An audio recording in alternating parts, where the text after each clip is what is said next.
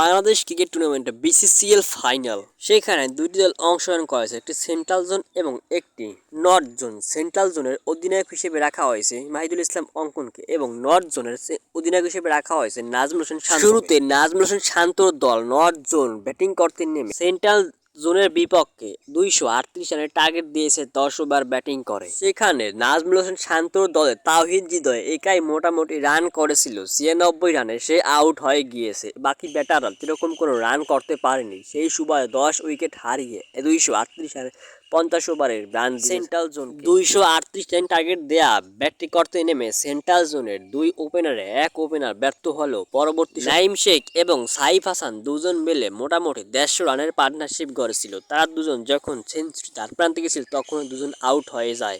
নাইম শেখের চেয়ে সাইফ হাসান বেশি রান করেছিল। প্রায় ম্যাচে জয়ের দ্বার প্রান্তে যেয়ে তারা শেষ পর্যন্ত ম্যাচ থেকে আউট হয়ে যায়, যদিও তারা জয় পায় 6 উইকেটের এবং চ্যাম্পিয়নও হয় সেন্ট্রাল জোনই।